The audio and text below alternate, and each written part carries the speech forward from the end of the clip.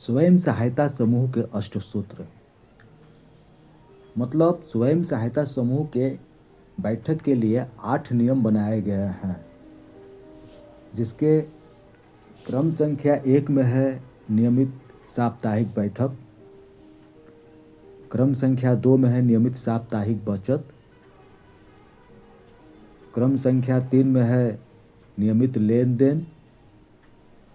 4 में है नियमित ऋण की वापसी।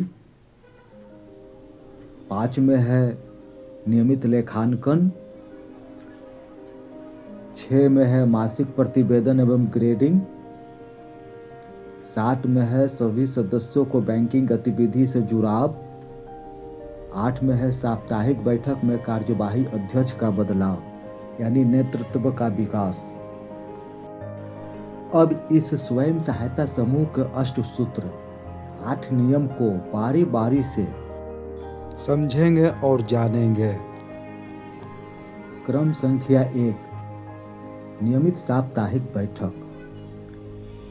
अब इस नियमित साप्ताहिक बैठक में समूह की सदस्यों द्वारा बैठक के दिन तय सीमा पर नियमित रूप से हो, जिसमें एकजुटता बनी रहती है और निर्णय सामूहिक होता है।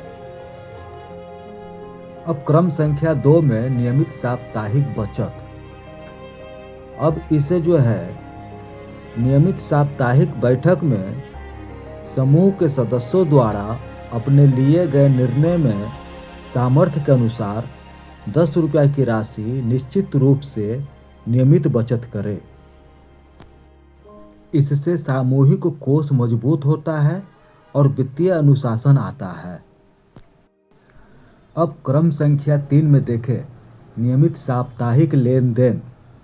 अब नियमित साप्ताहिक लेन देन का अर्थ है कि तय किए गए नियमों के अनुसार समय पर पैसे का आदान प्रदान होना, जिससे जरूरतमंद सदस्यों को समूह से ऋण दिया जाए। नियमित ऋण वापसी। तो अब जो है इसमें लिया गया ऋण पुस्तिका से मांग के अनुसार बैठक में दिन तारीख समय पर मूलधन प्लस ब्याज सदस्यों द्वारा लौटाया जाए, जिससे समूह का कोष सक्रिय रहता है। चुकाई राशि दोबारा ऋण देने के लिए पर्याप्त और उपलब्ध हो जाती है। सदस्यों को अच्छे रिपेमेंट से समूह को बैंक से ऋण मिलना आसान होता है।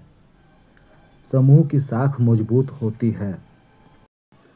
अब देखिए क्रम संख्या 5 में नियमित लेखांकन। तो नियमित लेखांकन का मतलब होता है लेखा जोड़ अंकन। लेखा का मतलब होता है हिसाब और अंकन का मतलब होता है लिखना, हिसाब किताब को लिखना। अब समूह की खाता बही, आय व्यय, बचत और ऋण का समूह की बैठक में सदस्यों के समक्ष नियमित रूप से हिसाब किताब लिखना। अब देखिए क्रम संख्या 6 में मासिक प्रतिवेदन एवं ग्रेडिंग करना है समूह का। तो मासिक का मतलब होता है हर महीने तैयार होने वाला, और प्रतिवेदन का मतलब होता है रिपोर्ट या विवरण। मतलब हर महीने बनने वाली रिपोर्ट जो बताती है कि पूरे महीने का क्या हुआ, कितना पैसा आए गए और क्या नतीजे रहे।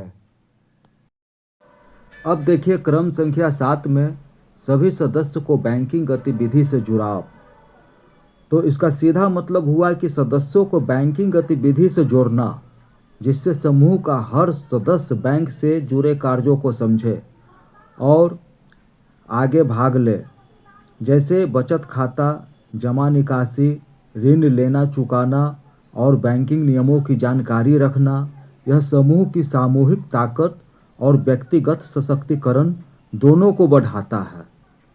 एक आदर्श एसएचजी वह है जहां हर सदस्य बैंक की भाषा समझता हो और उससे सीधा जुड़ा हो। अब देखिए क्रम संख्या 8 साप्ताहिक बैठक का कार्यवाही अध्यक्ष का बदलाव। तो बदलाव का मतलब है कि बैठक को चलाने, अध्यक्षता करने की जिम्मेदारी पहले वाले अध्यक्ष से बदलकर किसी दूसरे सदस्य को अस्थायी रूप से बैठक संभालने की जिम्मेदारी अलग अलग सदस्य को दी जाए, ताकि सभी नेतृत्व करना सीखें, सभी को भागीदारी सुनिश्चित हो और समूह में एक व्यक्ति को वर्चस्व न बने। इससे समूह की टिकाऊपन को बढ़ाता है। इसका कार्य होता है बैठक को समय पर शुरू और समाप्त करना, एजेंडा के अनुसार चर्चा को आगे बढ़ाना, सभी सदस्यों को बोलने का समान अवसर देना, शांतिपूर्ण और अनुशासित माहौल बनाए रखना, निर्णयों पर सहमति बनाना और मिनट्स बुक में दर्ज करवाना, अगली बैठक का तारीख, दिन, समय और एजेंडा तय करवाना।